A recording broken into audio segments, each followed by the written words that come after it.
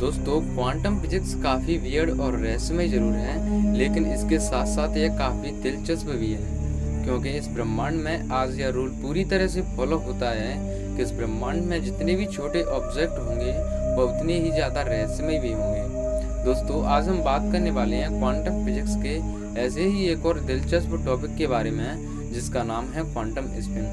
Quantum spin को जानना इसीलिए भी बेहद ज़रूरी है क्योंकि आप में से कई लोगों ने इसके बारे में पूरी तरह से गलत भी पढ़ा होगा। यहाँ पर स्पिन का मतलब यह नहीं होता कि ये पार्टिकल स्पिन कर रहे होते हैं, बल्कि स्पिन तो कई एलिमेंट्री पार्टिकल्स की इंट्रिंसिक प्रॉपर्टी होती है जिसे हम स्पिन कहते हैं। स्पिन को जानना इसीलिए भी बेहद ज़रूरी है क्योंकि आने वाले हमारे 2 एपिसोड इसी पर निर्भर होने वाले हैं। तो हाय दोस्तों, मैं हूं आपका दोस्त मानू कुशवाहा और आप देख रहे हैं मिस्टीरियस साइंस। तो आइए शुरू करते हैं आज के इस एपिसोड को।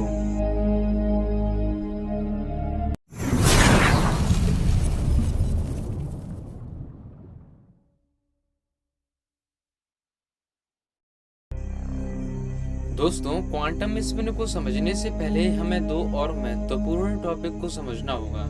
उनमें से पहला है मोमेंटम तथा दूसरा है spinning in our daily life.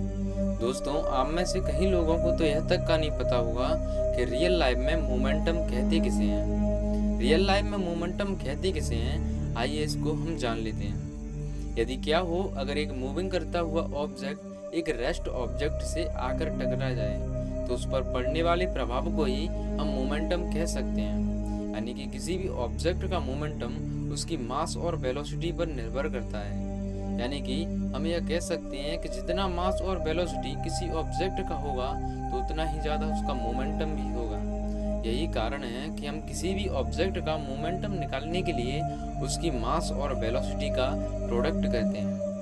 तथा स्पिन को हम कुछ इस प्रकार से ड्राइव कर सकते हैं कि कोई पार्टिकल है वो स्पिन कर रहा हो, जैसे कि अर्थ अपनी एक्सिस पर स्पिन करती है।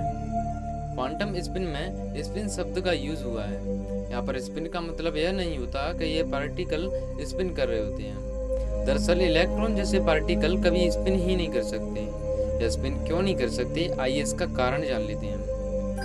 दोस्तों हम जानते हैं कि इलेक्ट्रॉन का स्पिन एंगुलर मोमेंटम 1/2 h बार होता है। लेकिन क्या आपने कभी सोचा है कि इलेक्ट्रॉन जैसा पार्टिकल कितना छोटा होता है कि इसका डायामीटर 10⁻⁻18 मीटर होता है। यह इतना कम साइज है कि इसका मास भी इसके कारण बहुत कम होगा। तो इसका मास इतना कम होगा कि यह कभी भी 1/2 h एंगुलर मोमेंटम कभी प्रोड्यूस ही नहीं कर सकता। किसी भी ऑब्जेक्ट का एंगुलर मोमेंटम या फिर कहें मोमेंटम उसकी वेलोसिटी पर एक बार को हम मान भी लेते हैं कि किसी भी ऑब्जेक्ट का मोमेंटम उसकी वेलोसिटी पर निर्भर करता है, तो हमने इसकी वेलोसिटी को लगभग इतना बढ़ा दिया कि इसने 1/2 h बार एंगुलर मोमेंटम प्रोड्यूस भी कर लिया। लेकिन क्या आपने कभी सोचा है कि हमने इलेक्ट्रॉन की वेलोसिटी को कितना बढ़ाया होगा? दोस्तों हमने इलेक्ट्रॉन की वेलोसिटी को लगभग लाइट की स्पीड को भी क्रॉस करना पड़ा होगा, जो कि हमारे इस ब्रह्मांड में पॉसिबल नहीं है, क्योंकि आइंस्टीन की थ्योरी ऑफ रिलेटिविटी के मुताबिक जिस ऑब्जेक्ट में कुछ मास हो वो कभी भी लाइट की स्पीड को क्रॉस नहीं कर सकती। यही कारण है कि इलेक्ट्रॉन जैसे पार्टिकल स्पिन नहीं कर सकते।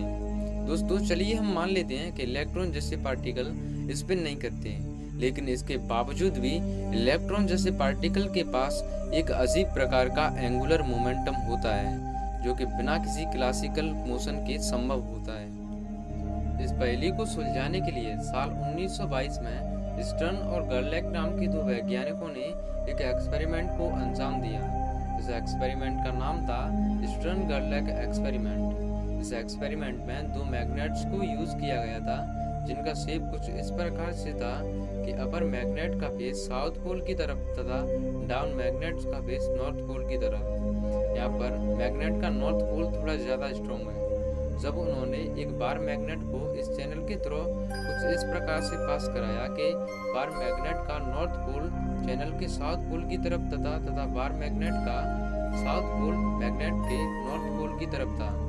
उन्होंने जब इस बार मैग्नेट को इस चैनल के थ्रू पास कराया तो यह चैनल के साउथ पोल से होकर साउथ डायरेक्शन में संरेखित हो गई, तथा जब हमने इसको हॉरिजॉन्टली इसके थ्रू पास कराया तो इसका शेप कुछ इस प्रकार से था, तथा हमने जब इसकी डायरेक्शन को विपरीत किया तो यह चैनल के नॉर्थ पोल से होकर नॉर्थ पोल डायरेक्शन में संरेखित हो गई। दोस्तों, जब हमने कुछ मैग्नेट्स को इसके थ्रू पास कराया तो इनका शेप कुछ इस प्रकार से था।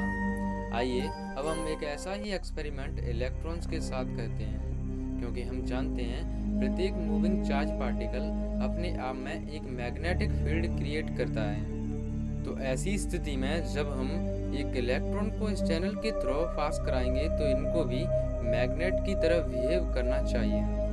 आइए अब हम ऐसा ही एक्सपेरिमेंट इलेक्ट्रॉन के साथ करते हैं। दोस्तों, जब हम इस चैनल के थ्रू किसी भी इलेक्ट्रॉन को किसी भी जगह पर रखकर इसके थ्रू पास कराएंगे तो या तो ये अप डायरेक्शन में जाएगा या फिर डाउन डायरेक्शन में। जो इलेक्ट्रॉन अप डायरेक्शन में जाएगा उसकी स्पिन 1/2 होगी, तथा जो इलेक्ट्रॉन डाउन डायरेक्शन में जाएगा उसकी स्पिन -1/2 होगी। इसको स्पिन अप या फिर स्पिन डाउन भी कहते हैं।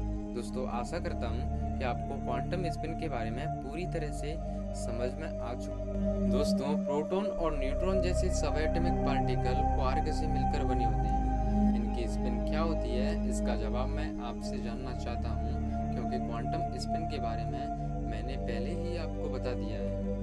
अपनी राय को कमेंट बॉक्स में लिखना ना भूलें। यदि वीडियो पसंद आई हो तो लाइक ज़रूर करें और चैनल को सब्सक्राइब ज़रूर करें। मिलते हैं आने वाले एक और ऐसे ही दिलचस्प टॉपिक के साथ। तब तक के लिए नमस्कार, जय हिंद दोस्तों, वंदे मातरम।